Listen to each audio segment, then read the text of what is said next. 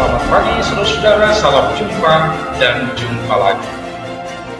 Kita sudah menikmati firman Tuhan selama ini, tentu banyak pengalaman suka dan duka sebagai pengalaman rohani, dan di dalamnya kita bertumbuh. Oleh karena itu saudara-saudara, kabar-kabarilah pengalaman itu agar kita bisa bersama-sama berdoa. Sebentar lagi kita akan mendengarkan firman Tuhan yang akan mendampingi kita di dalam perjalanan hidup kita untuk tetap berbahagia. Selamat pagi saudara-saudara, salam jumpa dan jumpa lagi. Berkat Tuhan menanti untuk kita songsong dari ruangan podcast HKBP Setiap Mekar. Sebelum kita mendengarkan firman Tuhan, marilah kita berdoa. Damai sejahtera Allah yang melampaui segala akal, itulah kiranya menyertai saudara sekalian di dalam Kristus Yesus Tuhan kita. Amin. Saudara-saudaraku, inilah firman Tuhan bagi kita pada hari ini. 2 Petrus 3 ayat 9. Tuhan tidak lalai menepati janjinya, sekalipun ada orang yang menganggap sebagai kelalaian, tetapi ia sabar terhadap kamu, karena ia menghendaki supaya jangan ada yang binasa, melainkan supaya semua orang berbalik dan bertobat. Demikian firman Tuhan hari ini, berbagi orang yang mendengarkan firman Tuhan serta memeliharanya. Amin. Dan inilah pertanyaan yang sangat menarik menyangkut firman Tuhan yang telah kita dengar. Surat Petrus menekankan bahwa Tuhan akan datang kembali. Kenyataannya sampai sekarang dia belum datang. Pertanyaan saya, apakah Tuhan lalai? Saudara-saudaraku yang dikasihi Tuhan Yesus Kristus. 2 Petrus 3 ayat 9. Tuhan tidak lalai menepati janji. Sekalipun ada orang yang menganggapnya sebagai kelalaian, tetapi ia sabar terhadap kamu, karena ia menghendaki supaya jangan ada yang binasa, melainkan supaya semua orang berbalik dan bertobat. Saudara-saudara, kitab 2 Petrus menekankan, mengingatkan kembali surat 1 Petrus bahwa hari Tuhan akan tiba. Dia akan datang kembali.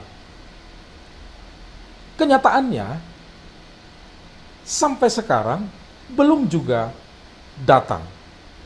Sehingga orang berkata, apakah Tuhan lalai menepati janjinya?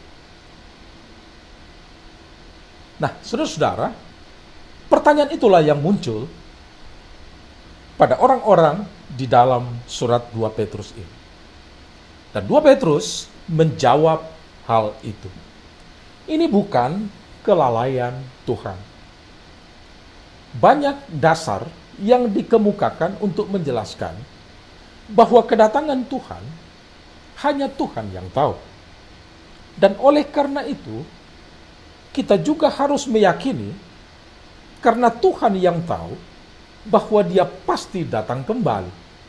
Kita mengimani bahwa Tuhan pasti menepati janjinya. Dan Tuhan tepat waktu di dalam menepati janjinya. Ini mungkin dipengaruhi oleh kebiasaan kita manusia. Kita berjanji sering bergeser, atau bahkan mengingkari janji. Kebiasaan ini mewarnai pikiran, mewarnai hidup kita, sehingga kita bertanya, jangan-jangan Tuhan lalai ya untuk menepati janji. Tetapi dari 2 Petrus 3 ayat 9 ini ada satu sikap yang diperkenalkan yang secara positif menyikapi kenapa Yesus belum juga datang kembali, yaitu secara positif bahwa itulah bukti kesabaran Tuhan untuk memberi waktu agar tidak ada yang binasa. Ini waktu pengasihan Tuhan agar kita bertobat dan tidak hilang, tidak keluar dari rencana Tuhan. Dan kapanpun dia datang kembali, itulah saat yang tepat, sesuai janjinya. Karena Tuhan, firman Tuhan tidak pernah menunjukkan kepada kita kapan dia datang kembali. Kita hanya bisa meyakini bahwa Tuhan melalui firman-Nya menjanjikan dia datang kembali, dan kita aminkan kapanpun dia datang kembali, itulah yang tepat untuk menjawab janji Tuhan. Dan ini menyemangati kita sebagai kelanjutan dari renungan pada hari Senin yang lalu, minggu lalu, Ibrani 13 ayat 16, bahwa persembahan kita, korban yang kita lakukan yang terbaik adalah selalu berbuat baik dan memberi bantuan. Cuma saudara-saudara, di dalam perjalanan hidup kita, selalu berbuat baik dan memberi bantuan sering disalahgunakan orang. Toh kita menghadapi juga berbagai kesulitan dan tantangan.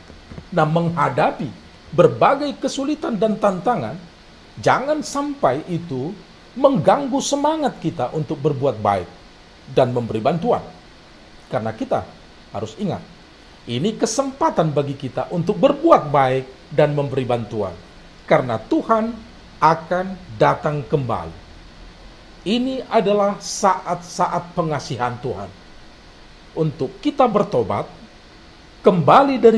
berbalik dari kebiasaan yang mementingkan diri menjadi kebiasaan berbuat baik demi orang lain, memberi bantuan untuk orang lain. Saudara ingin hidup bahagia, orang lain juga sangat menginginkan kebahagiaan. Terlebih bahagia memberi daripada menerima. Terlebih bahagia berbuat baik, memberi bantuan daripada diberi bantuan oleh orang lain. Dengan semangat, marilah kita berbuat baik, semangat memberi bantuan kepada orang lain, dan karena Kristus akan datang kembali, ini saat pengasihan Tuhan agar kita dari hari ke hari semakin lebih baik, bertobat, mengarahkan hidup semakin terarah kepada Tuhan dan rencananya bagi kita. Saudara-saudara, Tuhan memberkati kita. Selamat menantikan kedatangan Kristus kembali, dan pada saat itu kita semangat untuk berbuat baik. Jangan lupa untuk bahagia.